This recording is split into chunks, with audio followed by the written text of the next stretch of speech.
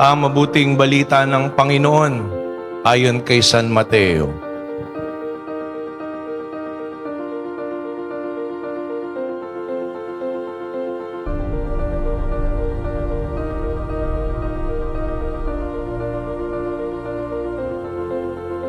Nang panahong iyon, si Jesus ay dumating sa Jordan mula sa Galilea at lumapit kay Juan upang pabinyag.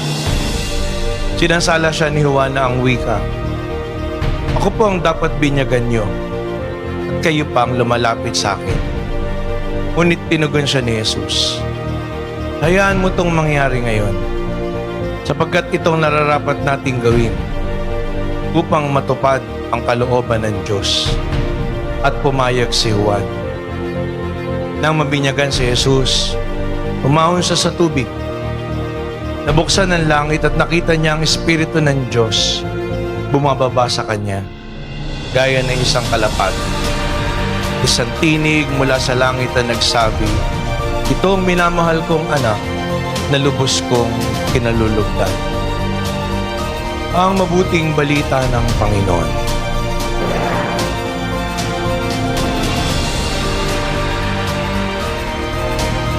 Magandang umaga po sa inyong lahat. Merry Christmas. Ngayon po last day. Kaya baka mamaya hindi niya pa napapamaskuhan. Yung iba, pwede pa kayo humabol. Sa dakilang kapistahan po ng pagbibinyag sa Panginoon, sinasara natin ang panahon na ito ng Pasko ng pagsilang ng Panginoon. At matutunghayan po natin sa dalawang magkasunod na dakilang kapistahan, pinakikilala sa atin ng sanggol na sinilang sa Belen. Ang sanggol na yun na nasa sabsaban, hindi isang ordinaryong sanggol. Siya ang Emmanuel, siya si Jesus. Kaya nga, kung maaalala po natin last week, sa dakilang kapistahan ng pagpapakita, pinakilala na siya'y hari, siya'y Diyos, siya'y nagkatawang tao para tayo tubusin. At ngayon, sa pagsasara ng Pasko ng pagsilang ng Panginoon, ang pinagdiriwang natin ay yung kanyang pagbibinyag. Na kung saan narinig natin, tinanggap niya yung binyag hindi dahil kailangan niya, kundi dahil para ituro sa atin na ito yung daan na dapat nating sundan. Sa pagkakataong ito, makikita po natin ang Panginoon 30 years old na. Mama na siya nang lumusong sa ilog Jordan. Kaya nga po, magandang balikan na pagninilay ang pinagdiwang din nating kapistahan ng mahal na poong Jesus Nazareno. Sabi ko nga po sa mga nagdaang pagninilay, na kumisan, palaisipan para sa akin nung araw na bakit nga ba nandun yung pista ng Nazareno samantalang sanggol pa lang naman si Jesus sa Pasko ng kapanganakan? Bakit hindi na lang antayin natin yung February sa panahon ng Kwaresma? Nandun lahat yun. Pero pag tinignan po natin, hamon ito't pagpapaalala sa atin dahil ang Diyos ay hindi isang Diyos na cute, na parang sanggol na ganun lang. Ang kasayahan natin sa Pasko ng pagsilang ng Panginoon ay dahil si Jesus ang katuparan ng ipinangako sa ating kaligtasan. Kaya nga po ang larawan ng mahal na pong Jesus Nazareno ay pagpapaalala sa atin kung papaanong isinabuhay ng Panginoon ang pangalan at pinakilalang pangalan na binigay sa Kanya. Sa araw na ito nilulunsad, mamaya po yan sa alas 11 ng umaga sa misa ng ating minamahal na obispo sa katedral, ang panibagong taon na ito, ikatlong taon ng paglalakbay natin. At ang tema ay ituro ang integridad at gumawa ng mabuti. Na kung titignan po natin sa halimbawa ng Panginoong Jesucristo, talagang ginawa niya yun. Ang binyag na tinanggap sa Ilog Jordan, ang siyang hudyat ng simula ng 3 taon na yan na ikukwento sa atin sa banal na kasulatan kung paanong hindi tumigil ang Panginoon para gumawa ng mabuti at magturo kung anong ibig sabihin ng integridad. Na yung isinasabi niya ay nandun na nanggagaling sa kanyang puso't isinasabuhay. Kaya po ang larawan ng mahal na pong Jesus Nazareno ay magandang balikan. Ano nga bang nakikita natin? Sa unang tingin, kung nakita natin ang larawan ng mahal na pong Jesus Nazareno, ang nakikita kagad natin ay yung pasan niyang krus. Kaya hindi kataka-taka na sino nga ba sa atin ang hindi nagdaranas ng hirap o walang iniintindi o pinoproblema o hinihiling. At nandun sa paglapit natin sa Panginoon ay hilingin din nating balikatin niya, pasanin niya. Pero lalahanin po natin, hindi tayo lalago sa pananampalataya kung ang tingin lamang natin sa Diyos ay tagapasan. Kung tingin lamang natin sa Panginoon ay tagapagpagaan ng ating buhay. Kung lumalapit lamang tayo sa Diyos kasi meron tayong hinihiling. Walang masama na lumapit at humiling sa Panginoon. Pero wag lamang sana nating tingnan ng Panginoon na tagapagbigay. Na kaya ka naniniwala kasi lahat ng hiniling mo ibinigay. Pero sa buhay, alam po natin, hindi lahat ng hihilingin natin makakamit natin. Kaya nga po minsan merong mga tao pagkaraan ng matinding debosyon, hindi nila nakamit, iniwan nila yung ating pananampalataya. Mas umanap sila ng iba. Sa paniniwala nila na doon nila matatagpuan yung katuparan ng kanilang kahilingan. At siguro baka'y kamali yung mga bagay na pinaniwalaan nila nung sila'y Katoliko pa. Kaya nga, meron iba na lumipat kasi dito, pag tinignan, dito doon natagpuan ng Panginoon. Dito natagpuan ng Panginoon o dito ka guminhawa? O dito nasagot yung panalangin mo o dito mo nakamit yung kahilingan mo? Wala namang masama po doon kung yun talaga'y magpapakabuti sa iyo. Pero, alam po natin sa buhay, hindi lahat na hihilingin natin makakamit natin. Kahit anong dasal yung gawain natin, magkakaroon pa rin tayo ng problema. Kahit anong dasal yung gawain natin, magkakaroon pa rin tayo ng sakit. Kahit anong dasal yung gawain natin, mamamatay pa rin tayo. Mawawalan pa rin tayo ng mahal sa buhay. Pero hindi ibig sabihin nun ay hindi tayo dininig ng Diyos. Ang larawan ng mahal na pong Jesus Nazareno, ang larawan ng Panginoon na nakabayubay sa krus. Ang Panginoong Jesucristo na tinatanggap natin sa banal na Eucharistia ay patuloy na pagpapakita sa atin na hindi lang tayo pinasal ng Panginoon, niyakap niya tayo. Kaya ngayon pagkakatawang tao ng Panginoon, hindi lang nung sinilang siya, hindi lang nung pinasan niya yung krus, hindi lang nung namatay siya sa krus, maging sa kanyang muling pagkabuhay, maging hanggang ngayon, sa tuwing tinatanggap natin ang Panginoon sa banal na Eucharistia.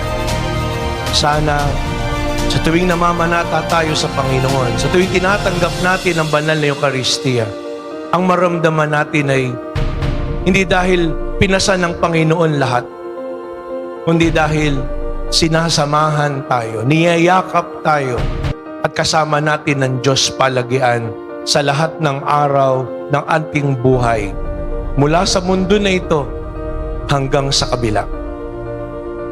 Yun yung lalim dapat sana na marating natin sa ating debosyon sa mahal na pong Jesus Nazareno. Kung kaya hindi tayo matatapos na lumapit lang sa Kanya at humanap lang ng kagaanan. Kung isipin nga po natin, hindi sinabi ng Panginoon, lumapit kayo sa akin, yayamang kayo. Lumapit kayo sa akin, tatalino kayo. Sabi ng Panginoon, lumapit kayo sa akin, kayo napapagal at nabibigatan. Okay po yun. Pero paglapit mo na sasabihin ng Panginoon, pasanin niyo ang aking pamato. Sabi mo, akala ko ba magpapahinga? Bakit ngayon pagpapasanin ako ng pamato? Pero pag pinagnilayan po natin, ano yung sinasabi doon ng Diyos? Hindi niya aalisin, kundi sasamahan niya tayo. Kasi yung pamatok na sinasabi ng Panginoon na pamasan, hindi pang isa, kundi pang dalawa. Dahil kasama natin ang Diyos. Kaya kung minsan parang kulang o walang nangyayari, kasi inaasa natin sa Diyos. Nakakalimutan natin na tayo yung kinakasangkapan ng Diyos. Tayo yung sinasamahan ng Panginoon. Kaya nga, sasabihin natin, tunay, si Jesus ay Emmanuel, God with us. Hindi tayo magdadalawang isip na magsabi kahit anong pinagdaraanan natin sa ating buhay na mahal tayo ng Diyos. Dahil alam natin, kasama lagi natin ang Panginoon. Kaya nga po, pagsumikapan natin na maging madasalin, araw-araw. Walang ibang daan, tinuro yan ng Panginoon para matuklasan at maisaloob natin ang kalooban ng Ama, kundi sa araw-araw na pagdadasal. Pag nawalan tayo ng oras sa pagdarasal, mabigat ang ating buhay at di tayo magkakaroon ng mahusay na direksyon. Pero pag inuna natin ang pagdadasal, nilagay lagi natin yan sa ating buhay, kahit ano pa yung gagawain natin, kahit gaano karami pa o kahirap yung dadaanan natin, kapag nandun na nilagay natin yan na pangunahin sa buhay natin, katulad ng Panginoon, hindi ka mapapagod. Dahil lahat ng bagay hinuhugot at ginagawa mo mula sa Kanyang pag-ibig. Ikalawang pangalan po na binigay sa Panginoon ay Jesus. At alam natin, ibig sabihin po nun manliligtas. Sabi po dun sa Ebanghelyo natin, nung pista ng Nazareno, kung paanong tinaas ni Moises ang ahas sa ilang, gayon din naman, dapat itaas ang anak ng tao. At alam natin ang tinutukoy doon ng pagtataas sa Panginoon sa krus upang magdulot sa atin ng kaligtasan, sapagkat sinugo ang anak hindi upang hatulan ng mundo, kundi sa pag-ibig ng Diyos ay iligtas ito, bigyan ng buhay. So kung balikan po yung mga bagay na yon, kasi maganda po maintindihan natin. Tinaas ni Moises yung ahas dun sa ilang. Kung babalikan po natin ang pinagmulan nun na kwento sa aklat ng Exodo, reklamo ng reklamo yung mga tao. Ba't po kami nilabas sa ilang? Dilala mo kami rito. Mainam pa yung buhay namin doon sa Egyptian nung alipin kami. Kumakain kami ng nasa oras. At masarap, maayos yung pagkain namin. Ngayon dito sa ilang, binibigay mo sa amin yung tinapay na yan na galing sa langit. Sawang-sawa na kami sa tinapay na yan o sa pagkain na yan. Sabi ko nga po kasi noong araw yung tinapay, hindi uso yung may palaman. Yung rebisco, kung maalala niyo, pag nalalaglag mula sa langit, may commercial dati, may iba-ibang flavors po yun. May strawberry, may peanut butter, lahat. Yung mana, wala eh. Kaya reklamo yung mga tao. Ilabas mo kami rito para mamatay? Na marinig ng Diyos, nagpadala ng mga ahas na makamandag at pinagtutuklaw sila. Sabi nung namatay, ayaw naman palang mamatay. Lumapit uli kay Moises. Nagsisisi kami. Mali yung ginawa namin. Maski sa iyo, humingi kami ng tawad. Hilingin mo sa Diyos na alisin na yung mga ahas na ito. Isang sabi ng Diyos kay Moises, o sige, gumawa ka ng isang ahas na nakasisilaw at lagay mo sa isang tangkay. At lahat ng tumingin sa ahas na yan, hindi mamamatay. At ang ginawa ni Moises gumawa ng isang tanso na ahas at isinabit sa isang tungkod. At lahat ng tumingin, hindi namatay. So kung balikan po yung bagay na yon, kasi Madalas, meron mga nagsasabi, huwag kang gagawa ng mga imahen. Ayan, no, nakalagay sa Bible, ang Diyos mismo, inutusan si Moises, at hindi basta imahin, gumawa ka ng isang ahas na tanso, at ilagay mo sa isang tangkay, at lahat ng tumingin, mabubuhay. Iniisip ko po, ba't ginawa yun ng Diyos? Ba't inutos niya kay Moises? Una, yung tinaas na tanso po na yun, hindi ginawa yun para sambahin. Tandaan niyo po, sabi ng Diyos, gumawa ka at lahat ng titingin. Bakit titingin? Kasi sinasampalatayan na nila yung salita ng Diyos. Kaya dalawa po yung sangkap, pagsisisi at pananampalataya. Na pagtitingnan niyo po, bakit ahas yung pinalagay ng Panginoon dun sa tanso na yun, dun sa tangkay, para ipakita dun sa mga tao, ayan, no? Yan ang pumatay sa inyo. Yan ang nagpapahirap sa inyo. Yan ang nagpalungkot sa inyo. Yan ang kinatatakutan nyo. O hindi ba yun din naman yung sa loobin ng tao? Pagkain, buhay, kamatayan, sakit. Ano sabi ng Panginoon? Kung nananampalataya sila, gagaling sila. Kaya yung pagtingin na yun, hindi po yun pagtingin na yun yung sinamba nila, hindi. Kundi doon na intindihan nila na magdudulot ng buhay, magdudulot ng kaligtasan, hindi yung mga bagay na yun na kinatatakutan nila, kundi ang Diyos. Ganun din po sa atin. Pag tinignan natin ang krus at tinitingnan natin doon, hindi yung krus lang. Larawan lang po yun. Kung sakali mang humahawak tayo, hindi dahil yun yung sinasamba natin. Pinapaalala sa atin ng ang pag-aalay ng buhay ng Panginoong Diyos. Kaya nakita natin itong nagdaang araw, sa dami ng mga deboto talagang ang hirap kontrolin. Pero sana yung pananampalataya natin higit pa sa andas sa tali. Kasi yun po yung malaking hamon na baka mamaya ang tingin mo lang pampaswerte. Ang tingin mo lang thrill o rite of passage. Hindi dahil nananampalataya ka. Napakahalaga po na makita natin na ang napakahalaga ay ang Panginoong Diyos na nagliligtas sa atin. Hindi tali, hindi andas, hindi ang kahit na anong larawan na meron tayo ng Panginoon. Lahat ng iyon, pagpapaalala lang sa atin ng pagyakap at pagmamahal sa atin ng Panginoong Diyos.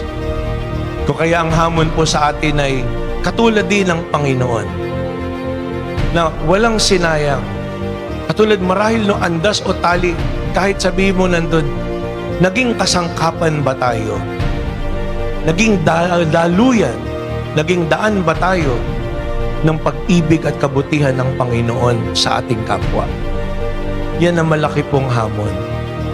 Imagine niyo kung tayong lahat, milyon-milyon na mananampalataya, magsisisi, mananalig sa Diyos, at isasabuhay ang pag-ibig ng Panginoon. Ang ganda-ganda ng Pilipinas.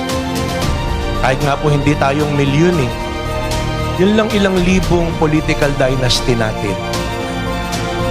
Yung 80% na yun, kung yun lang yung magsisisi at magbabalik loob at isasabuhay ang pananampalataya, ang ganda-ganda siguro ng Pilipinas. Kaya po, yan ang malaking hamon sa atin. Nga lang di natin alam paano sila babaguhin. Meron tayong magagawa, unang-una yung sarili natin. Sa pamilya natin, sa buhay natin, sa araw-araw na binigay sa atin ngayon ng Panginoong Diyos. Paano tayo nakapagpapagaan ng dalahin ng ating kapwa? Paano tayo nagiging presensya ng pag-ibig ng Diyos sa isa't isa? Paano natin masasabi talaga na sinasamahan tayo ng Panginoon sa buhay natin sa araw-araw? Lagi po tayong magdasal, isabuhay natin ang pag-ibig ng Diyos, ituro natin ang kahalagahan na yan ng tinatawag po nating integridad. Na yung pananampalataya natin ay hindi lang isinasanguso. Narinig ko po sa isang sermon yun eh. Natawa po ako. Isinasanguso. Bakit? Puro salita lang eh. Puro laway. Kailangan isa puso. At hindi lang isa puso, talagang dibdibin mo at isa buhay. Yan ang malaki pong hamon sa atin. Kaya hindi pag-uusapan dyan na Katoliko ba ako? O anong pananampalataya ka ba? Ang pinag-uusapan po ay nananahan ba talaga ang Panginoong Hesus sa iyo? Siya nga ba talaga ang kaligtasan mo? Siya nga ba talaga ang nanonood sa iyo at nasa puso mo at sinasabuhay mo? Nawa, ang dakilang kapistahan na ito ng pagbibinyag ng Panginoon. Sa loob ng pagnunobena natin, sa larawan ng mahal na pong Santo Niño, humamon sa atin, lumalim tayo sa ating pananampalataya. Lumago tayo sa kabutihan at maging tunay na tahanan tayo ng pag-ibig ng Diyos sa ating buhay.